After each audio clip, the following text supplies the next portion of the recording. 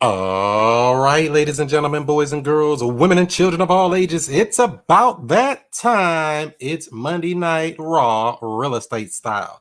Talking that real estate talk right here each and every Monday night. We got a good treat for you tonight. We got a heavy hitter in the standby room, in the virtual green room on standby, about to come out here bucking and swinging and bucking and dropping some information that can help you in your real estate and or entrepreneurial experience on life. Go ahead and put your name in and where you're coming in from, and we'll give you a shout out before we get started with the show. We are actually streaming live in multiple places, multiple platforms right now, temporarily on the Instagram at Chris Monroe STL. That's only for the first 10 minutes or so, just to start it off. We are streaming the full experience on Facebook, on YouTube at Chris Monroe STL, and we're streaming live on the Periscope at Chris Monroe Show. So let me see what we got here. Hopefully you're having yourself a great Monday. I got a couple of quick announcements too before we get it kicked off. Let's see here. So next Monday night, we're streaming live with Mr. Elijah Rubin, the Fire Damage King. That's next Monday, May the 18th, 7 o'clock Central Time, 8 o'clock Eastern, right back here. We're going to be talking to him about those fire damage properties. Make sure you're tuned in for that. That's going to be a great show. I think you've been in the game about, 15, 16 years? We definitely want to pick the brains of the veterans, people who've been around for a while. How do they survive through all the ups and downs of coronaviruses and all this other stuff that's going on? So that's next Monday night. The following Monday, May 25th, we're on with Deanna Britt out of Atlanta, at Law Clerk on Demand on Instagram, talking about probate. When you find these people and the person who's on the deed is deceased, what do you do? We're going to be chopping it up with her about that on next Monday. So make sure you're tuned in on that's Monday the 25th, not next Monday, the 25th of May, Monday. We're going to have her on. So check that out. Let's see here. The following week, we're going into June the 1st. We're halfway through the year, halfway through 2020. Have you been living up to your New Year's resolutions? We don't know, but we're going to keep the training going. We're going to be talking to the mobile home elite investors. That's right. Talking about doing those mobile homes and making that money, stop passing over that mobile home money, because I've been called from people in the past as well where they were like, we got a mobile home. We want to sell it. We're going to tell you what exactly to do with that when we talk to Byron and Sharnice on June the 1st. Also, we got on June the 15th, apartment. We're doing apartments, talking about apartment buildings, making millions investing in multifamily with Yana Epps out in California. She's coming in to drop some jewels on us as well. So that's going to be great on there too. We also just booked in, I believe the week after that, we got Andrea Stakes. She specializes in dealing with those virtual assistants. We're going to have her on the following week after that. So as you see, we have a nice lineup lined up for you each and every Monday night, 7 o'clock Central Time, 8 o'clock Eastern. Make sure you subscribe to this channel that you're watching on right now, or you can text JV to 31996, and it'll let us know when we got it going here. Let's see here. Is everything clear on here? Can you hear me? Can you hear me? Can you see me? How's the audio? How's the visual?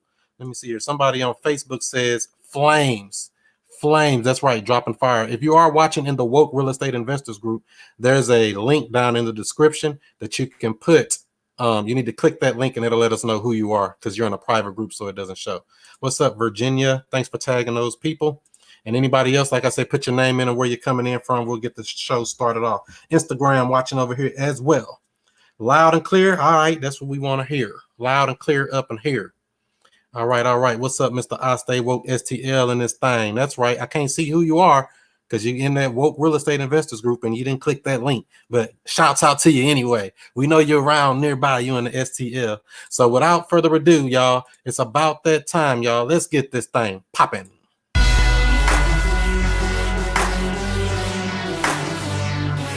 And we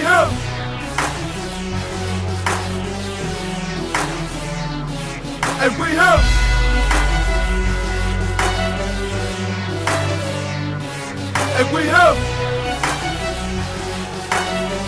Mr. I Stay Woke,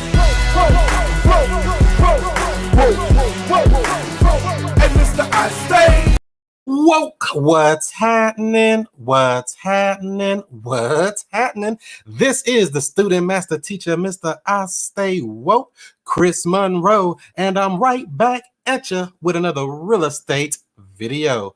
I'm glad you all came on in. Good to see you all. What's up, Malcolm Davis? What's up? What's up, everybody watching? Shouts out to the replay viewers as well. CJ Brown coming in town from the STL. I see we got a lot of STL people in here. But without further ado, I want to bring in my brother from another mother, Mr. Willie Coleman. What up, bro? What's going on, Chris? What up? What up? What up? Good to see you, man. How's the good life out in South Carolina, right?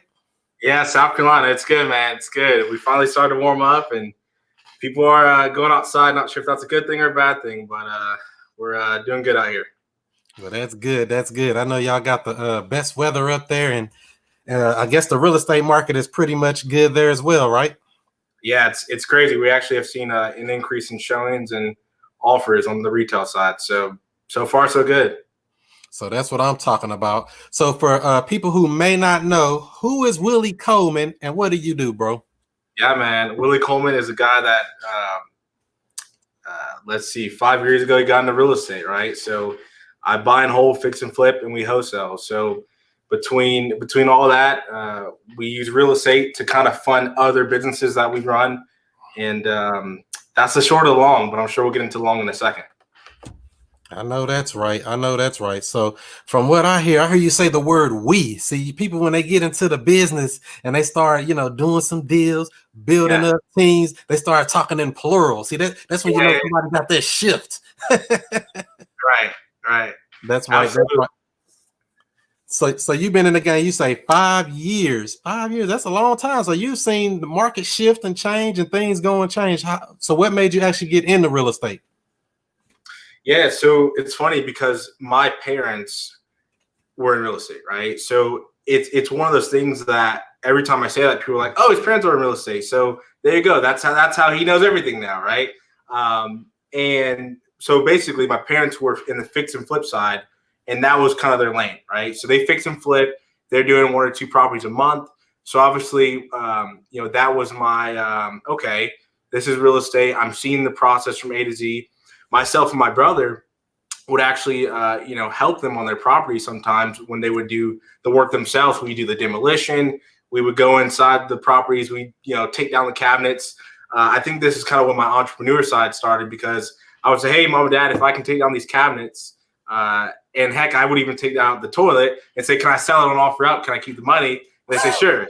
So I've been wholesaling before I kind of knew about it with real estate, but so long story short, did that for, I guess, a year or so. And kind of that was my, okay, how do we work smarter here? But so that's kind of how I got into it. And then there was a transition after that. Wow. So you saw it from the inside looking in. Your parents were doing real estate. How old are you now? I'm 19 now. So wait a minute. You only 19 years old and you already been in the game 5 years? There. Dang! So you got a good start. Yeah, man. Yeah. Wow. So you started at what's that? 15, 14? Basically, I was in a REIA meeting at 14 years old. Wow. So you already was looking like learning the game from people who've been in it for a while. What are some of the stuff that you saw at a young age, or I guess you're still at a young age, that you saw that, like, I don't want to do it that way. I want to do it a smarter way. Sure. Yeah. So basically, with my parents being in the business, I said, obviously I see what they're doing, right? I see they buy a house for $1 and sell it for $10, a few months after, they buy it. And I say, well, obviously I can't buy a house, right? I'm not going to fix a house at my age, whatever. But, after going to REIA meetings and just kind of, I heard about wholesaling, kind of from my parents and stuff, but I didn't know kind of, again, of course, going to the REIA meetings and stuff, I just didn't know, okay, how do you market to sellers? How do you do the business? So long story short, the phrase work smarter, not harder. I said, okay, if I can basically find a house and, get under contract and find somebody that will pay more, it's the same thing I'm doing right now, right? It's the same thing as far as, I would literally go in right when you flip a house, you go in Lowe's all the time, right? So I'd be with my dad. I go on Lowe's. I see a stove that is scratch and dent. I would buy it and go resell it, right? So I said, okay, I can basically deal with a house, right? And long story short, obviously at I guess 16 or so, I still can't sign a contract, right? So basically, I started an LLC with my brother, and his role was I said, "Hey, Stuart, can you sign for me, and I'll do all the work," right? Wow. So he agreed, and after 4 months, I heard about cold calling, went on YouTube University, got the principles, and just went hard, right? Obviously, I didn't know what the heck I was doing, but eventually, if you call enough people, somebody will say yes eventually. So 4 months later, thousands of phone calls, thousands of FUs, go to hell, blah, blah, blah. And, wait a minute. So you telling me people were mean to you on the phone? Oh, yeah, man. No, I mean, you know it is. They were yelling and cussing. What you calling me for? Stuff like that. So that can happen. Exactly. So when your parents were doing real estate more so, were they buying like off the MLS or something? So they really wasn't focusing on the wholesaling side. Is that what it was? Well, no, I mean, so, with them, they were actually pretty much organic marketing all the way, right? So obviously just being connected with folks in the city, just basically word of mouth marketing. And properties are, I mean, to this day, they're still in the business, right? So they still get deals.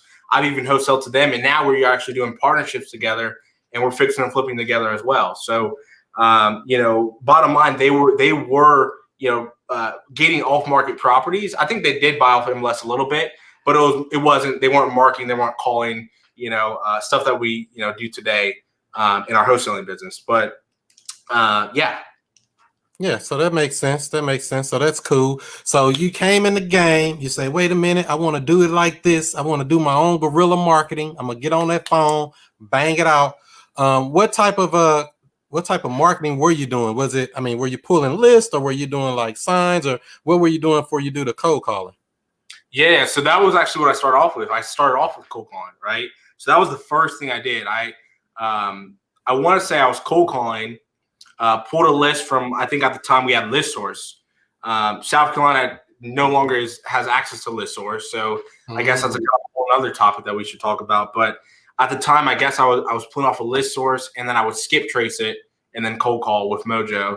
And then from there, I added RVMs, texting. We have a driving for dollars team. And of course, we do, each property we buy will have a sign and say we buy houses. So we get calls off of that, with our logo on it. But, so I guess we have 4 marketing channels going today. But I started with just cold calling. Cool. So you just said something about the houses you do buy, or I guess get under contract. Maybe you put a sign in the yard. Is that what you said? That's right. So what we'll do is we'll just put a sign in the yard with a phone number, and we buy houses on the properties we own. And so we get deals off of that as well. We'll have sellers that say, "Hey, I saw your sign," and I think that's a pretty cool thing to do, because you have people that put out bandit signs, which, don't get me wrong, I know they work for people, but if you have a sign in front of a house that looks nice and professional, that somebody's actively buying or actively renovating, a seller, not to say that they don't feel comfortable with a bandit sign, but the level of comfort goes up. They say, "Wow, I know this company right here actually buys houses, and they're doing a house right here," right? So I think, even for people that have a property under contract, they should maybe look at that as well. And I can't tell you, we've gotten so many calls from buyers, sellers, and everything else in between, just by literally having that simple word on that sign. Wow. So that's instant credibility, not just a random bandit sign on the side of the road. It's in front of a house, a professional looking sign. We buy houses. They see that you're serious about buying and fixing up houses. Now people calling, you get actual leads from that, huh? Exactly. Wow. A super bandit sign, I guess we can call it. Yeah. Or a super sign. It's not really a bandit sign. Because bandit sign, it's illegal. People say, "Are bandit signs illegal?" Did you just say bandit sign? Google it. So great. So you've been creative, finding marketing and things like that. So what are some of the things you would say to a person on a cold call? Give some people some type of tips. What would they say to a person that you called cold off of some list you may have pulled? Yeah, so let's pretend that I would call you, and obviously some people believe, hey, if you're on this list, you should speak this way. If you're on that list, maybe probate, absentee. our thing is we basically have the same intro for every lead. And it goes a little something like, hey, this is Willie. I know this call's out of the blue, but I'm calling about your property. I think it's 123 Main Street. I just want to see if you consider an offer, right? They say yes, no, maybe, or, that's pretty much all you'll get, or, hang up on you, right? So from there, we say, okay, great. Tell me a little about the property. They tell us about the property. After that, we try to go see it and get it locked up. Now that's smooth right there. Now I noticed that didn't take but about less than 10 seconds to spit that out, because they ready to hang up on you. Exactly.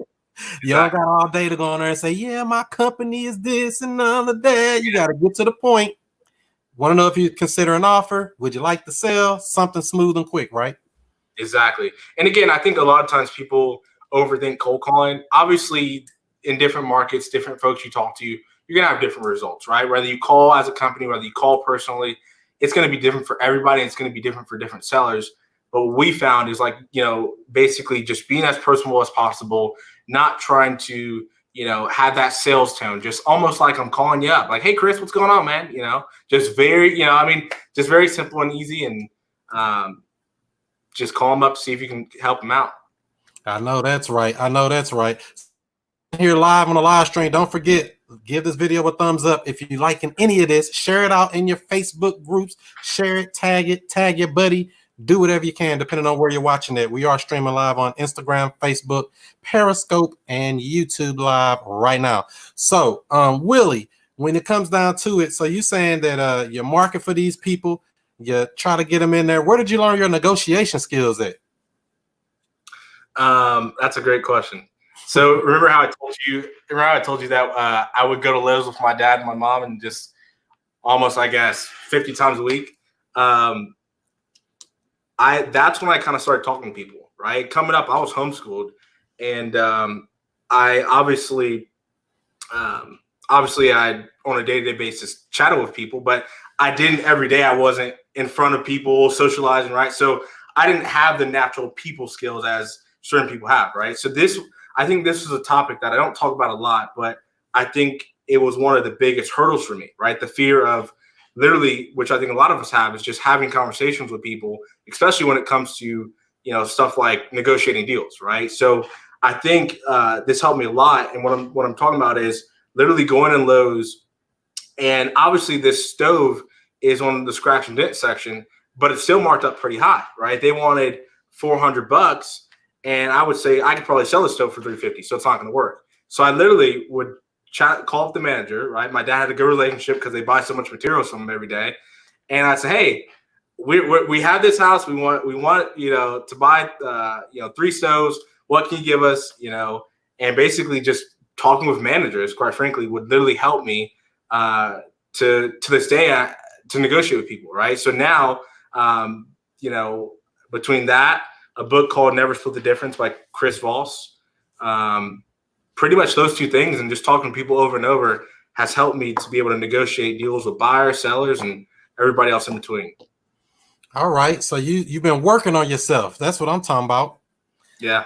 So Never Split the Difference. That's a book to actually go check out. Definitely highly recommend it. Teach you how to negotiate and, position yourself right. Because that's what it comes down to a lot of times with this stuff. Not saying too much and over offering stuff unnecessarily, especially something you can't deliver on. You want to only offer what you're really willing to do or less. So you were basically package deal and say, I'll take 3 ovens and I'll buy them all for a bundle deal, and we'll clear this place out for you. And you don't have to worry about it for X number of money. And they would accept. Mm-hmm. Wow. So that's what I'm talking about. Pure value right there. Talk that talk and walk that walk. So I know you mentioned something a few minutes ago as well in regards to South Carolina, I guess, is a non-disclosure state when it comes to pulling these leads. How do you still get the leads if you can't get the list from like these data providers? That's right. So about 1.5 years ago, we became non-disclosure, right? So that means it's probably about 2 years ago, but basically we can't use sources like ListSource. We can't use sources similar to ListSource. But basically when that happened, we said, okay, we looked at kind of how we found deals before, right? And, obviously we used ListSource and that was working. And then all of a sudden it stopped, right? So the other thing we were dabbling with is driving for dollars. But we never were consistent, right? We said, oh, there's a distressed property. Let's, write it down and skip trace it later, whatever. And I said, you know what? We actually were getting deals from that before, right? I think we closed 1 or 2 deals. And as soon as it happened, I said, well, what if we had everybody that, sees us, out in the city, they see what we're doing. They say, oh my God, I want to do that business. Everybody that, contacts me on social media, whatever, that's local. We said, look, what if you guys want to, learn this business? I'll show you how I market and help us generate leads, and you get a cut of the deal. So basically everybody that was in that, hey, how can I get in the business? Whatever, people that, did different things for us, even owner houses, contractors, whoever that was interested to basically have a, get a cut of a wholesale deal. I would basically make this offer to them where I say, hey, look, would you like to be a deal finder for us? To where you basically, as you go throughout your day, if you see a distressed house, add it to this little app called Deal Machine. And if we close that deal, you'll get up to $1,000. So long story short, we built that team up to about 15 people. We were adding a good 300 to 400 properties a week consistently for, I want to say 6 or 7 months. And, and by the way, our market's very small. I think our population in the city of Greenville is about 60,000 people, right? So we're not in this huge market. And literally from that, I'm pretty sure that we would basically take the driving for dollars list out of Deal Machine, and then we would put it into our RVM campaigns. And for people that don't know what RVM is, it's basically ringless voicemail. And then we would cold call that list, and we would send postcards to selective properties if we can't get them on the phone. So we'd hit them all with all 3 channels. And that is not today, but I guess for the past year and a half, that was our number 1 list because we had so many people on it, and we were just consistently adding properties just for driving for dollars. Now we do something a little creative. Thankfully, prop streams around now, and we are able to pull properties from there. But I would say if you don't have access to list pulling sources, try to build that team of drivers, including yourself, and say, look, every day I'm going to add 50 properties, and I'm going to go hard on that for X amount of time. That's what we did. And I think we closed 30, 40 deals just from that. So, wow. Yeah, man.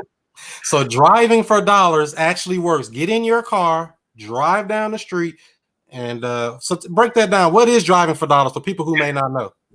Yeah, so basically driving for dollars is what we do pretty much every day, except it's with intent, right? So we always see a house, especially when you're learning about the business, you're like, wow, I think about the house on, Main Street. I just thought about it. It's distressed. Well, a lot of times people don't know what to do from there, right? What's a distressed house? You'll go knock on the door, but it's vacant. That doesn't lead you anywhere, right? You may ask the neighbors and they say, oh, I don't know what happened to those owners.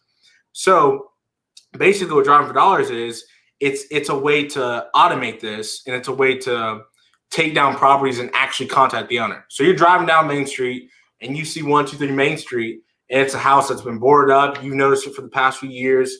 Obviously, you're in the business now, so you want to do something about it. You want to see if you can help that homeowner.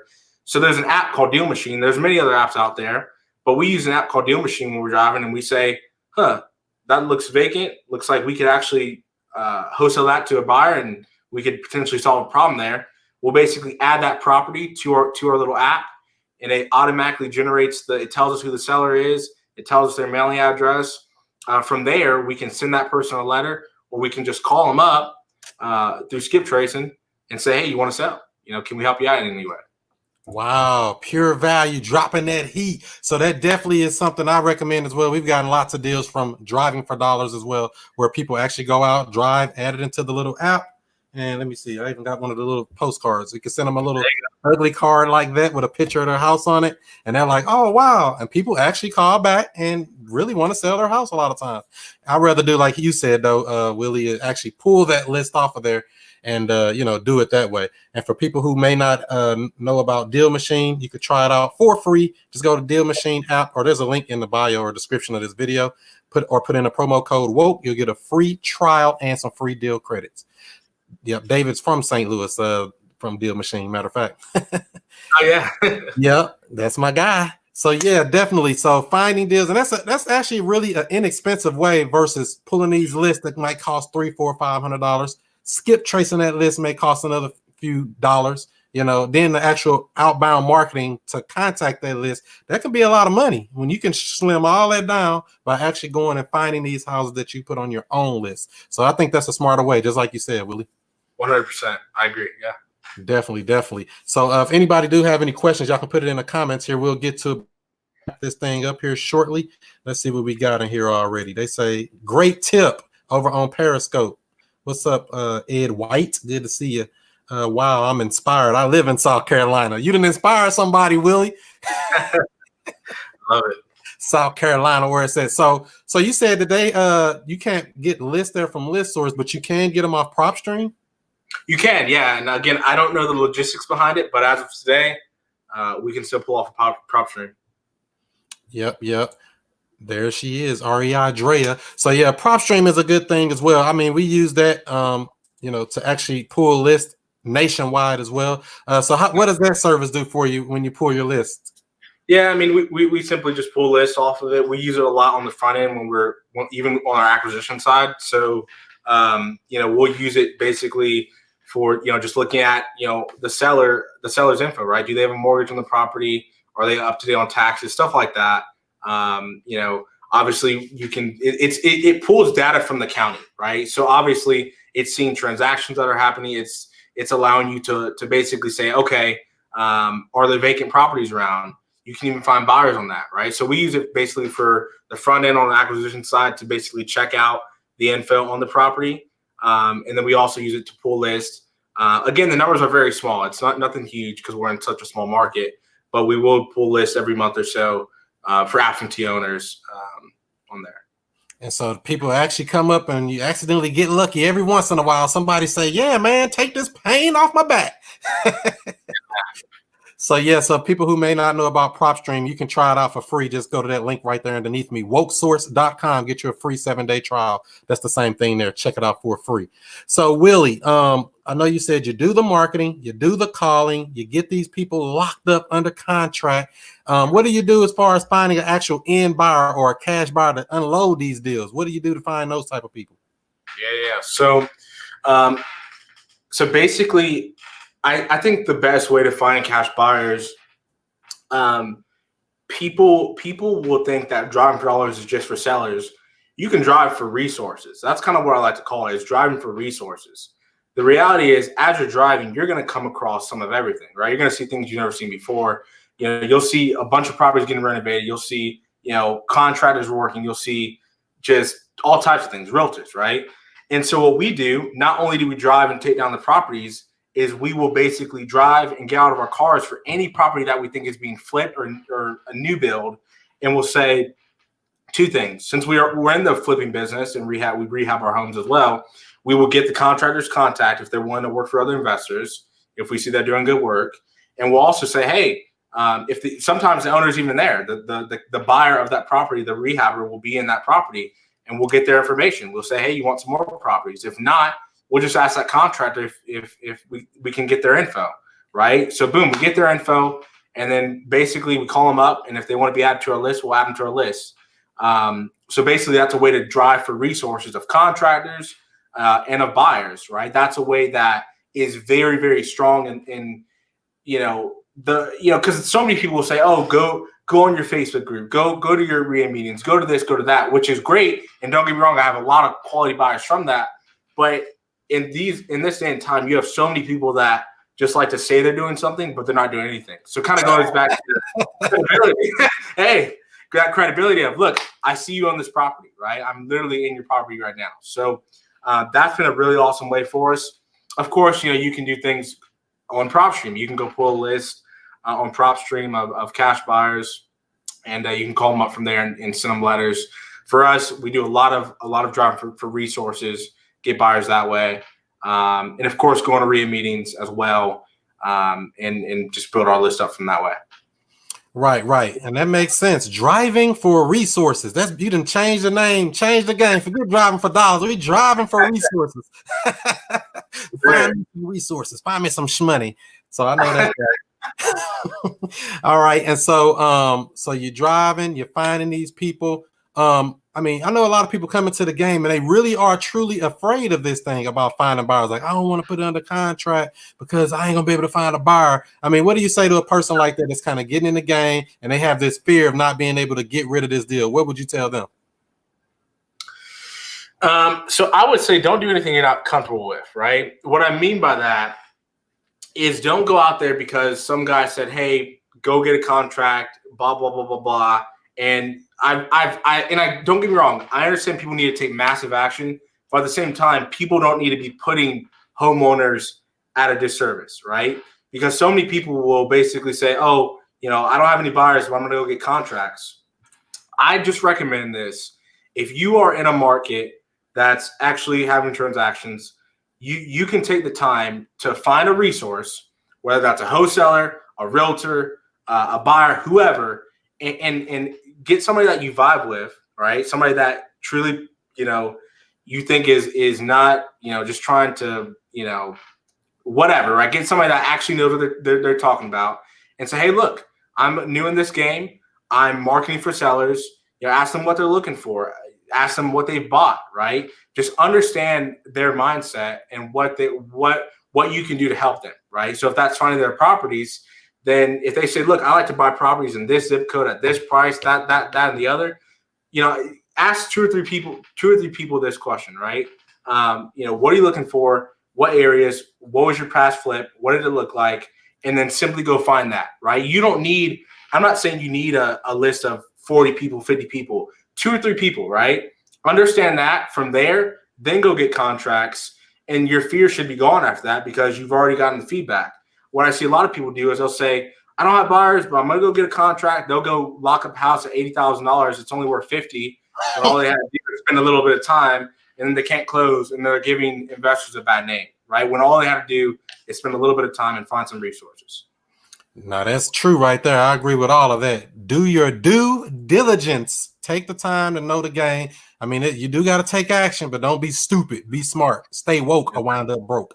So definitely, what I would say to add to that as well, get it low enough. Like you say, you can't get an $80,000 house or lock it up for $80,000 and it's worth $50,000. That ain't gonna work. You got to get it low enough. That's the whole thing of wholesaling. It must be wholesaling.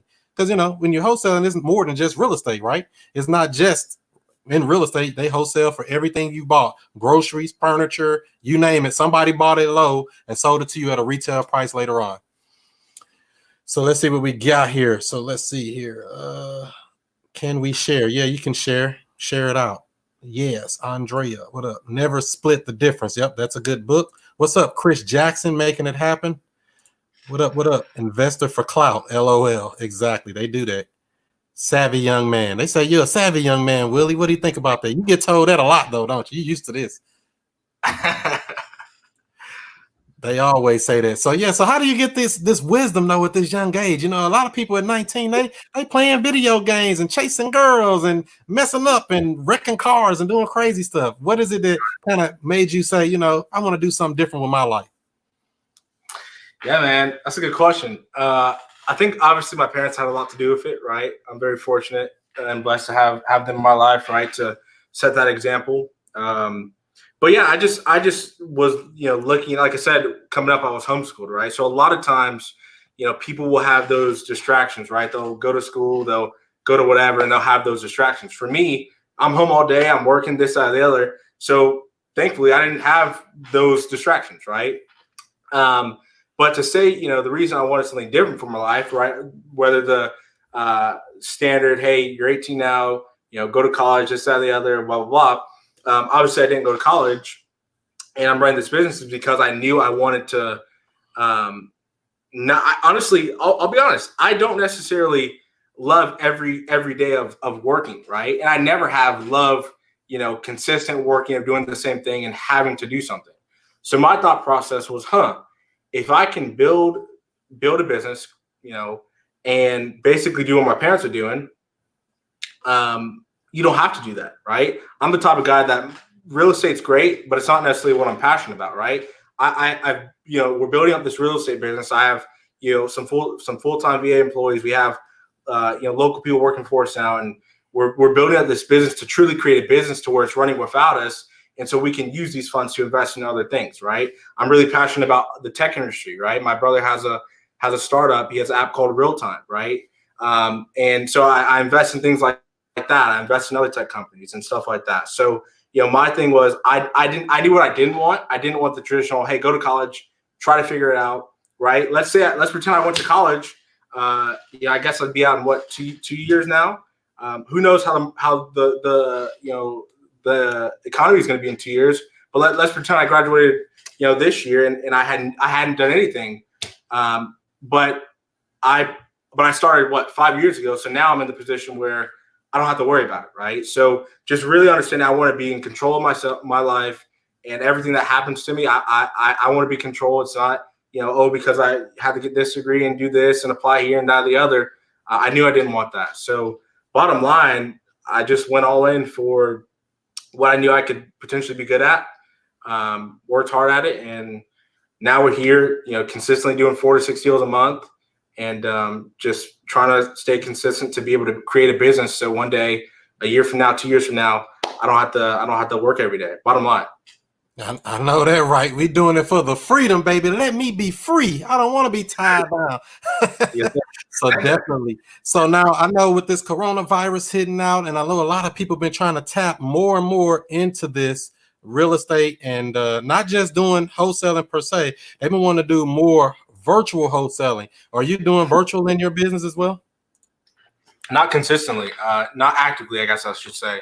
So we've looked at other markets. We've seen, we've been in Mississippi, we've been in Virginia, we've kind of been all over the place. Right now our goal is to get to about anywhere from 8 to 10 deals a month consistently here in South Carolina. Then we'll add probably some markets up north. But the reality is we've done deals other places, and we plan on doing deals other places. But as far as having our team somewhere full time, we do plan on doing this business anywhere in the United States, because of the reality is all you got to do is talk to people, find a title company or a closing attorney, a buyer and a seller, put all that together. So we plan on doing that once we are consistent with 8 to 10 a month here in South Carolina. And that's very well possible. There's nothing wrong with that. Master your market first before you jump out there. So virtual, and a lot of people don't realize real estate breezes through paperwork. You don't have to always be at the place. All you got to do is make sure that paperwork's right, like you just said there, Willie. Paperwork makes that paperwork. All right. So when it comes to exit strategies, I know wholesaling is one. That means you're just going to assign your contract to some end buyer. They're going to take over the property, do whatever they decide to do. What are some other exit strategies or things that you do with properties as you come across them?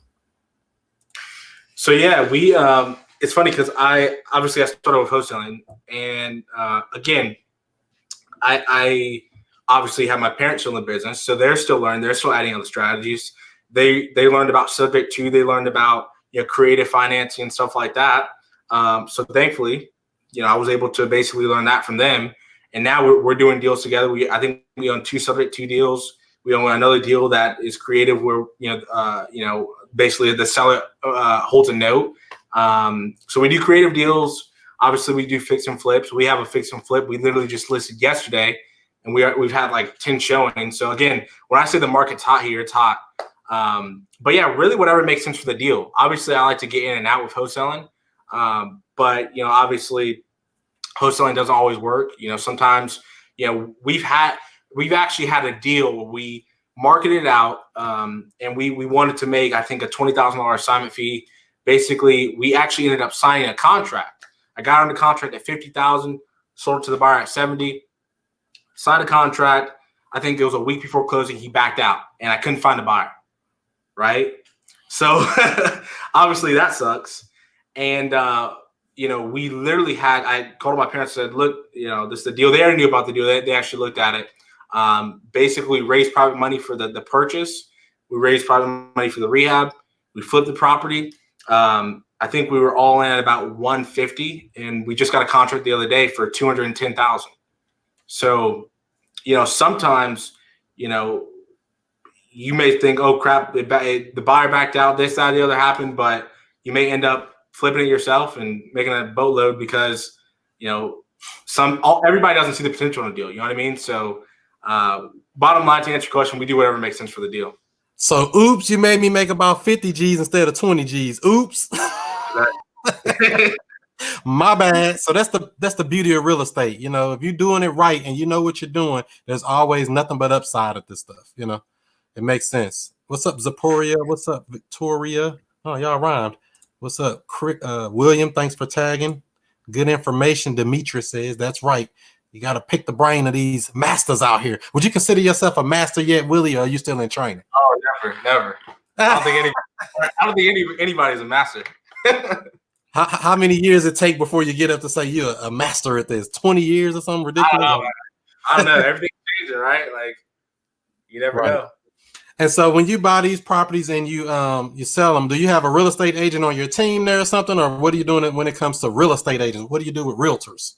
Yeah. So it's funny. We've worked with realtors. I mean, you can love them, you can hate them, right? There's some that, you know, are crazy and there's some that you want to love. But we found that obviously with being investors, you know exactly, you know the market, right? When you've done X amount of deals and you have worked with retail buyers, being a realtor is valuable. And again, this does not go for all realtors, but the realtors we have dealt with, their value is MLS, right? Because the MLS is how, you know, for a realtor that is not selling the property and that just sticks a sign in the yard and lists on the MLS, they're going to, agent's buyer is going to come in and they're the ones that pretty much bring the buyer and that actually sell the property. So we say, look, if we can just get access to MLS, you know, we can cut out, you know, 3 to 4% of our seller's commission and just pay the buyer's commission, right? So we use a local company here. That's not a part of our team. We pay them $250 for every flip we do. We get access to MLS. Our role is to provide pictures, the info on the property, and they list it. And we handle all the calls for the buyer agents. I have, we answer those and they set the showings and we handle all the negotiations and everything ourselves. But the reality is that helps a lot, especially on tighter deals, to not have to pay that 3 to 4% on the seller side. Wow, now that's crazy there. So you're saying that you can pay them $250? Is this every month or is it just per listing or how does that go? No, just per listing. It's $250. So $250 and put it on the MLS. Now that's great. So is that something that company set up there or that's something you all negotiated? Yeah, it's just it's what they call a flat fee listing. So basically their role is again, just they do it for anybody that wants to do it. And they say, look, you provide all the info. We'll make sure it's right in terms of, or not make sure it's right, but they'll make sure that, you know, all the boxes are checked, you know, because obviously, you know, you have to fill out your seller disclosure. You have to do everything yourself. But again, it's well worth, you know, 3 to 4% in the long run, especially on these higher deals, right? And when you get into the, you know, $200,000, $300,000 houses, that affects the deal a lot. Right. Definitely does. Every dollar counts in this business. So I know you said something too about the market there being hot in South Carolina. So are people actually offering more than what you list the price for? Is that kind of how it is? So yeah, I mean, it depends, right? Like obviously, when I say it's hot, you know, not just in the fix and flip side. We have a lot of lease option buyers, right? We have a lot of people. Another thing we do is on a property that we're fixing and flipping, sometimes we'll just put, you know, rent to own sign, or we'll list it rent to own, right? So that's another way to build up that side of buyers. So we're still getting consistent calls in that. You know, honestly, we're still getting offers just at asking a little. I don't think we've received any offers above asking yet, but at asking and, you know, within, you know, 3-4% of asking. So, you know, nothing crazy. Obviously, when everything happened with the virus, you know, things did go down. I think we didn't have any showing to one of our houses for 45 days. But I feel like people are thinking things are, you know, coming up. Obviously, the interest rates are low. So things have really, really been turned around for us. And, you know, in all sides of the strategies. Cool. And I heard you mention something about rent to own. You know, that's my world. I live over there in that rent to own space. I love a tenant buyer. So are you doing that type of exit strategy as well? So yeah. So right now, we have not completed a tenant buyer transaction. We have all the buyers in the world for it. But simply, we've done, you know, traditional rentals. We've done traditional, you know, obviously, fix and flips. We have a few properties in the pipeline that are almost done that we plan on doing that with. So I'm not the guy to speak on it yet, but we have plenty of guys that are lined up to take on those properties from us. Yeah, those rent-to-own tenant buyers, they can change your life, man. I'm gonna tell you the truth. We got one closing Friday for $9,000, so I'm glad it's just gonna make it to just get to the finish line without no hiccup. That's all I ask for. Yeah. So that's what we want. Yeah, because when you start looking at it, you say, well, can I do a rental and do this property managing, maintenance, and all of this other stuff, and or you can do a rent-to-own and keep that house and still get the same rental income without the headaches of being a landlord. It's life-changing. And I think you can do them up in South Carolina. Yeah. So cool. So definitely there. So let me see. Is that St. Louis or elsewhere? You say what now? Is that deal in St. Louis that you're talking about, or virtual? Yeah. So that deal here is in St. Louis, and actually, this is the second tenant buyer I'm going to be having in the same house. So I already got a non-refundable from one person that lived in there for a period of time. They're moving out, and now I got another person coming in, and they finna drop another non-refundable check. So this same little old house just keep laying eggs. What they call it, the goose that lays the golden egg. That's what you do if you get some good deals like that. But I'll actually be doing a deal analysis on this deal coming up here next month. As a matter of fact, a full breakdown of this particular deal, because this was a problem house for me. But as time has gone on, it's become to be one of the better houses because of how much money it's generated off one little old house. That's crazy. You're just flipping it over and over and over. One of my mentors, they got a house. They've been in the game a long time, right? And they had a house, and they've had 5 different tenant buyers in one house. One little old house they bought years and years and years ago, subject to existing financing, and they put 5 different tenant buyers in the same house over these years. That mortgage been paid off a long time ago, and now they got to put a roof on it. Like, boo-hoo, I got to go spend $6-7 grand on a roof. Look how much money you raked in on this house, man. So that's how I go. One little house can pay you a lot of money if you know how to structure it. So yeah, definitely. Let's see here. So they got some questions in here. It looks like so Aaron says, just tuning in. What market is he in? Greenville, South Carolina. Greenville, South Carolina. Cool. That's what I'm talking about. So a possible depression would increase purchasing opportunities, correct? Would you agree with that? A possible depression will increase purchasing opportunities. Would you agree with that? A depression would basically potentially call for a buyer's market. So yeah, I mean, there's always going to be buying opportunities, but I guess you're saying like a cheaper discount, then absolutely, or a better discount. Yeah, for sure. Definitely. And if you learn how this game go, you can make money in an up, down, or sideways market. I don't care what the market do. I'm going to be in the market, playing in the market, and the only way you lose is not participate. So definitely get the education level up. That's what I would suggest.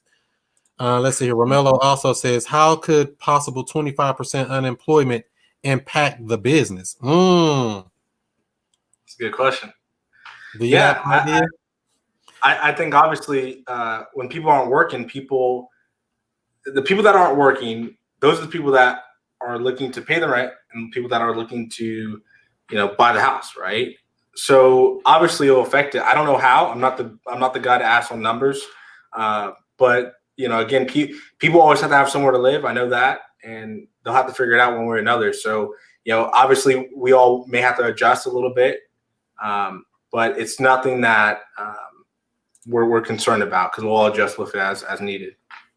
That's right. That makes sense. The market's going to do what the market's going to do. You just learn how to manipulate and play puppet master and make sure you're in the right position as deals come your way to capitalize on them, or when the market's up high, when it's time to get up out of there. So I know a lot of people got caught with this coronavirus coming up, because the market was so great, the lowest unemployment rate in history and all of this stuff that was going on before the Rona, and people should have cashed out. Well, you think they should have just hold out and wait and see what happens, Willie? I'm sorry, Chris, you cut out on me. Oh, no problem. So I was asking, with this coronavirus and all the fear in the marketplace, do you think people should just hold their position or try to, capitalize on it and or do what makes them feel better at this time? Yeah, I mean, I'm just speaking from what we're doing. We're still literally closing on deals where we buy, we wholesale, and I think people need to understand that again, we're not in the business that's going to go away. I mean, can you give, like, if you actually think about that real estate is old, people always have to have somewhere to live. That's never going to change. So yes, I can understand being conservative, and maybe you won't, if you're a higher end flipper, maybe you won't buy the $500,000 house and try to sell it for $1 million, right? Okay. But why would you not still buy real estate, at a discount when, yeah, you may not, get up, you may not be all in at, 60% and have crazy returns, and that may be different. But the reality is, whether it's a year from now, 2 years from now, let's say we go into a depression, it's always going to go up. So I think people should do what they're comfortable with. But, if you're putting your money in real estate, as we all know, it's one of the safest things to do. So, we're still at it. We're still going hard.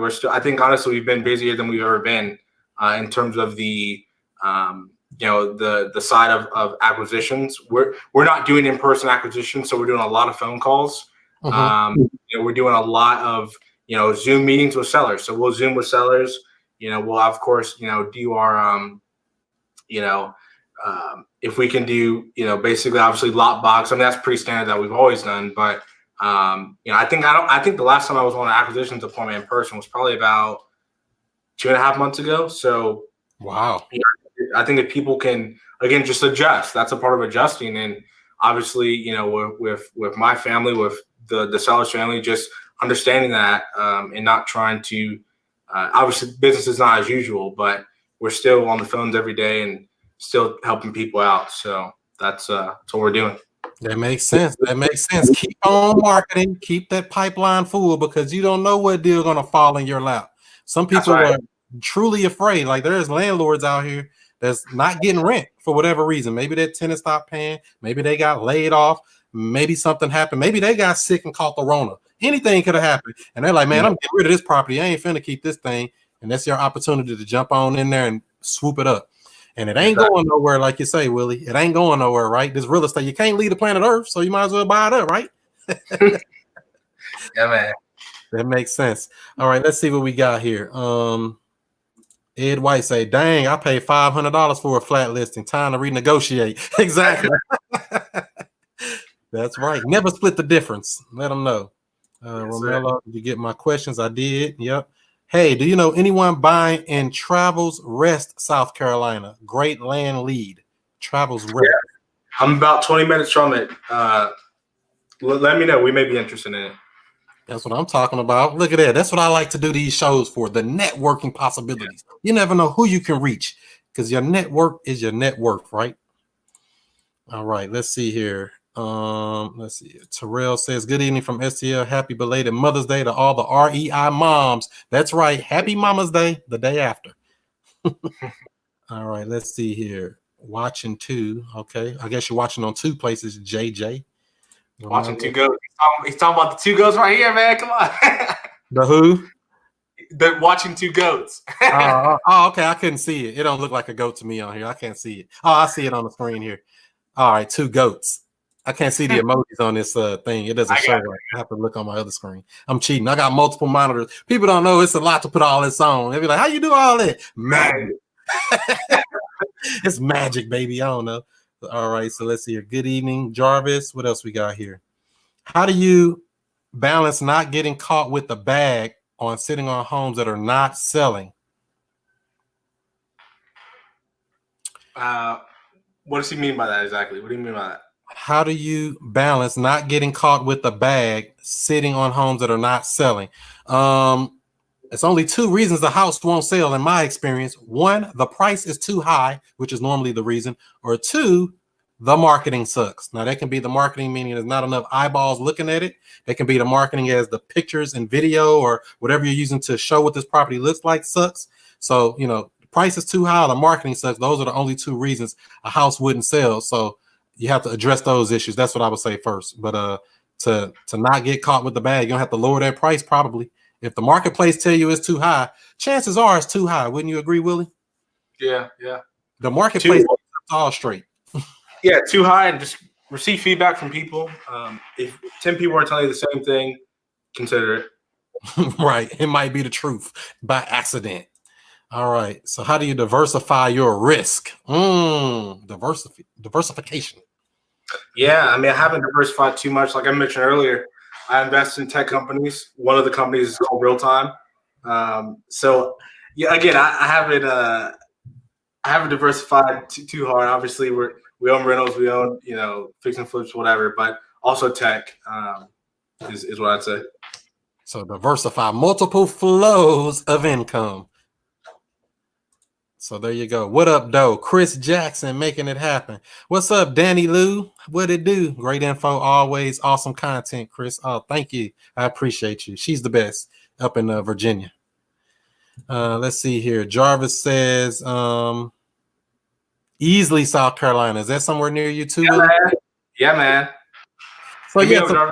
So tell people, how do they connect with you, Willie? Give them your social media handles. How do you want people to reach out to you? How do they find Mr. Willie Coleman? Yeah, reach out to me. Probably the best place is Instagram. It's just real simple, willie.coleman.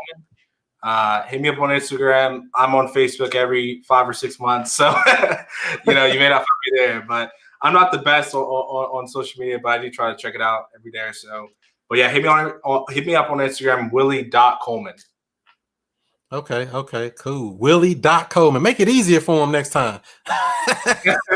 It's like people ask me, where do you find me? Chris Monroe STL on all social media. Just Google Chris Monroe STL. I guarantee you you'll find me. It ain't that hard to find me. So let's see, because there's another Chris Monroe cartoon artist or something out here. If you just look up the regular name, he take up the first page of Google. I'm trying to get him off of there. Get off there, Chris. You got it. Keep on swinging and bucking. All right, let's see here. Aaron wants to know, who do you use for skip tracing? Who do we? Oh, we're on batch skip tracing. Batch. Everybody be talking about that batch skip tracing. I think they're good too, huh? If everybody's saying they're good, it must be good, right? We can get you some good pricing for them. Yep, hit him up. He'll hook you up with that. Let me see here. This is who I use right here. WokeSkipTracing.com. Get matches as low as 15 cents per match. You only pay for the match, not for the skip or not for the search. Nice. So WokeSkipTracing.com is who I recommend. And let's see here. We got some more questions over here. We got some more stuff in here. So what list are you currently marketing to? I know you mentioned earlier something about absentee owners. Are there others that you try to pull regularly, I guess? Yeah. I mean, again, like the list, they all work. I mean, we've kind of done everything. We've done probate to driving for dollars. So it all works for us. So we're still doing everything. Again, what I do is not different from anybody else. You watch everybody else's videos. I'm sure you've had a ton of killers on here, and just do what you feel like is something that you understand. So if you don't understand probate and somebody says I want to do probate, don't just jump on it, right? Like if you do stay in your lane, right? So I honestly, one of our best lists as well is absentee owners of high equity. Again, those are landlords. Those are people that are all types of people. So again, that's more of a wide list, and so that in our driving for dollars list, those are our two babies. But it all works if you work it. It all works. Now that's the answer right there. Everything works if you make it work. So there you go, William. Hope that helped you out a little bit. What's up, DJ? Good to see you. D&J Properties. All right, let's see here. Let's see. Jacksonville, Florida in the house. Yeah, somebody I know got a deal. Actually, one of my coaching students just got a deal locked up in Jacksonville, Florida. Nice. All right. So, all right, Willie, it looks like we've been on here for about an hour. I don't want to keep you out too long. I know you got more woke stuff to do out here. Let me see here. What mistakes have you made in the past that you can say you learned from, and what did you do to overcome it?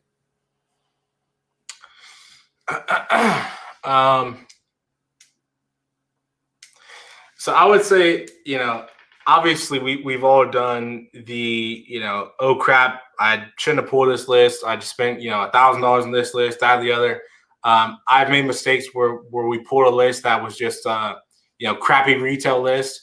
Honestly, the way we overcome it is just learning from it, taking a mental note of it, and just say, hey, I'm not going to do that again. Nothing to me has been like, too crazy to where I'm just like, oh my God, I have to do this, do that, the other. I have to, whatever. It's just like, hey, this happened. Don't do it again, or seek counsel to say, how do I, do this better? So obviously, I learned most of my stuff from YouTube University. So if I, pulled a list wrong, I say, look, YouTube University, how do I pull this better? Or, if you're somebody here, hit up Chris and be like, yo, Chris, how do you do this? So just be the top person that understands you're not going to get it right in the first time. You're going to make mistakes. It's a part of the process. And just keep doing it and you'll eventually get it right. Yes, right. Dust yourself off and try again. That's right. Whoop, whoop. Dust your shoulder off and get back up into the game. So don't look at it as a failure, even if you feel like it was a mistake. I tell people that all the time. Don't feel like just because you messed up, that's the end of the world. You learn from it. You don't do the same dumb stuff over and over again, because what they call it insanity. You don't want to be insane in the membrane. You want to get paid every time you can. All right, so let's see here. So also, Willie, what are some books, podcasts, and resources that you would recommend? I know you mentioned Never Split the Difference earlier, but what are some other resources people can actually do to actually up their game and better themselves in the real estate and or entrepreneurship space? Yeah, man. So for podcasts, I really like Steve Trang's podcast, Real Estate Disruptors. A ton of killers on there. Obviously, most people know good old Max Maxwell. Check his content out, podcast, YouTube, all that good stuff. Obviously your resource right here. It's great. You have people that are truly doing the business. People that me and you have met with. We know they're doing deals, not the BS guys that are just talking about it.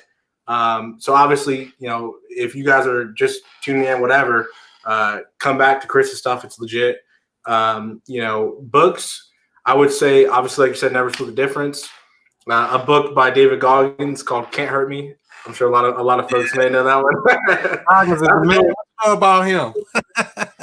What's that? I said David Goggins is the man. What you know about him? Yeah, man, that's a good one. And a few others. I was trying to pull up my Audible, but it's not coming up. But I think if you just stay focused, again, I think people, again, I have a shirt on. It says JOT. It stands for just one thing.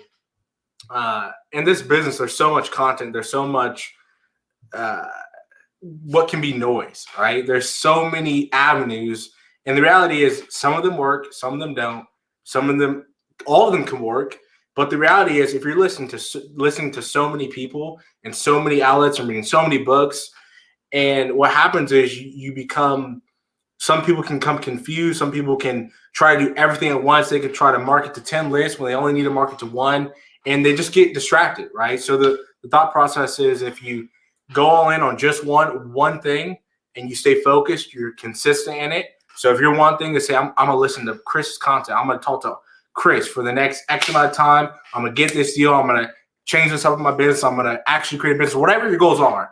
Focus on just one thing at a time, and your efforts compact a lot quicker and a lot better when you go all in, and not listen to this guy and that guy, and she said this and she said that. What do you think about that? It's like, no, find somebody you can relate to, somebody that you feel like is giving you the nuggets, and that's not just trying to get your money. And I think that's the key when it comes to content that you watch and when it comes to what you actually do. Now that's valuable right there. Pick your one, maybe two people, and just go deep on that content. I got over 180 free videos right at wokerealestate.com going over everything from the rooter to the tutor, learning wholesaling, learning some of the creative strategies, all that stuff. Just go watch the video. It's free 99, but it takes that time. You're going to spend time or you're going to spend money. You're going to do one. So if you got no money and got time, get on that YouTube University and follow Chris Monroe STL. There you go. All right, so I think we got a couple more questions here. I'm having a hard time finding a title company to do creative deals. How do we find a good closing attorney that does creative deals? WD Property Investments on YouTube. So what I would suggest is get with somebody in your market that's actually doing deals and ask them, who do you use? How hard is that? Somebody in your market is actually doing these deals that are doing subject to wraparound mortgages, lease options, because all of these deals, these creative deals, I always say to actually close the deal through a real estate attorney. I mean, that's one way to do it. Another way, RIA meetings whenever they open back up, and really, or just call every title company in your town. Every one of them. Ask them, do you do these type of transactions? Are you able to close this type of deal? Somebody can do it. You know, it's not, and you might have to get somebody out of your area because some of these title companies might not be in your local area, but they might be in another place, but they can close deals in your state, things like that. So that's what I would say. Check that out. And if you have some more problems, just hit me up and I'll see if I can help you out. Did you have any input on that, Willie? No, you hit it. Knocked it out the park. Ooh, y'all. All right. Have you ever tried Facebook ads, Willie? I've not. No. Yeah, people be jumping, throwing a lot of money at that stuff. Like, I guess. Yeah, it works if you work it. Fire information, Chris and Willie. Thank you, Jarvis. We appreciate you tuning in. Let's see here. They said that already. I'm having a hard time. They already had that. What they do? Put it in twice. So, all right. Any other closing words of encouragement, motivation, or anything you want to drop on the people before we get up out of here and do some more woke stuff? Yeah, man. Just y'all stay consistent. I know some markets are not doing too well. I know a lot of buyers are going crazy right now. Just stay at it. Understand that people always got to have somewhere to live. Focus on just one thing right now. I think that's important. I think that, if people are in this business, don't forget about your follow-up game, right? It's very important, right? The guys that said they didn't want to sell 3 months ago, their life has changed. All of our lives has changed, right? So just stay consistent, go hard, and stay focused. So I think that's what I'll leave at.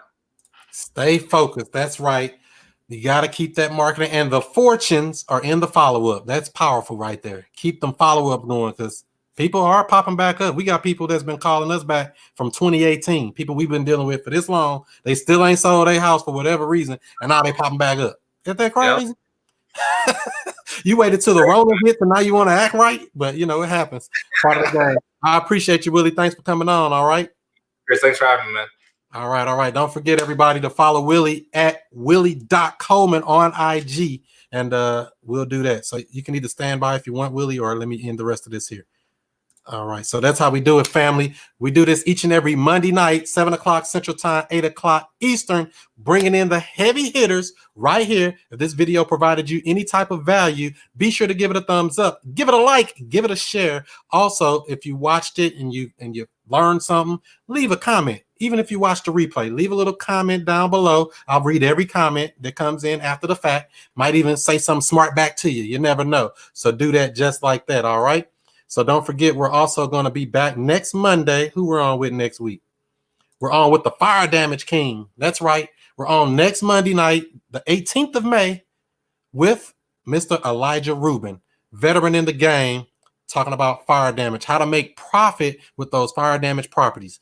Because there's about 3 ways, I believe, to make checks on it, but we'll let the experts talk about that. That's going to be next week. The following week after that, we're on talking about probate with Law Clerk on Demand, Deanna Britt. We're going to be talking to her next week, or the week after. I'm sorry, I keep saying next week, but it's the week of May the 25th. The 25th of May, must be getting late. The 25th of May, 8 p.m. Eastern, 7 o'clock Central. We're on with her out of Atlanta. She's going to drop some jewels on us as well. And then the following week after that, June the 1st, we're talking about mobile homes with the Mobile Home Elite Investors, Miss Sharnice and Byron, that's doing many, many deals in the mobile home space. We want to pick their brain and see if we can do some things. Because you never know, when you're putting out marketing and things like that, you're going to come across somebody that say, yeah, I got this mobile home I want to sell though. And you're like, well, I don't know. What do I do with a mobile home? Do I evaluate it the same as I do a house? What do I do? Is it an ARV? We're going to talk to them about all of that on June the 1st. So make sure you're tuned in back for that right here on this same channel. And then the 15th of June, the 15th, we're on with Yana Epps out in California, how to make millions investing in multifamily. So she does a lot of multifamily deals, syndications, and things like that. I know some of the time you come across people with multifamily, you want to know what to do, or at least a basic overview. You don't have to know every little detail of these things. You just need to know exactly how to at least gather the basic facts of a deal and go through there. And she's going to be chopping it up with us, how to actually evaluate deals as they come in. Also, the week after that, we'll be on with Andrea Stakes talking about virtual assistants. We'll be on with her. So hopefully this video provided you some type of value. If you haven't already, join the free Facebook group, Woke Real Estate Investors on Facebook. Woke Real Estate Investors on Facebook, talking about subject to talking about lease options, talking about seller financing, and so much more. Check it out, join it, and we'll go from there. Network with other like-minded individuals.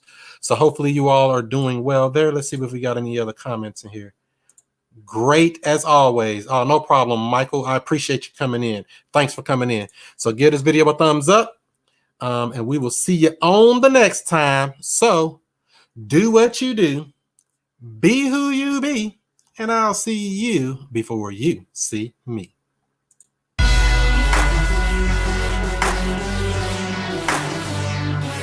And we here.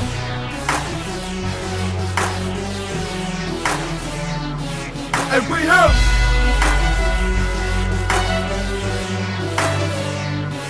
And we here.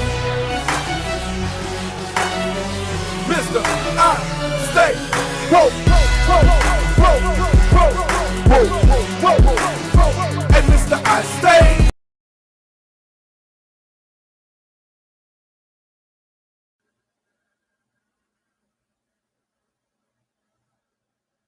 Today's broadcast is being brought to you by wokeskiptracing.com. Look up phone numbers and email addresses with ease, with pricing as low as only 15 cents per match, not per search, per match. If there's no number or email address, you don't pay. Get accurate data in just minutes. Wokeskiptracing.com. That's wokeskiptracing.com.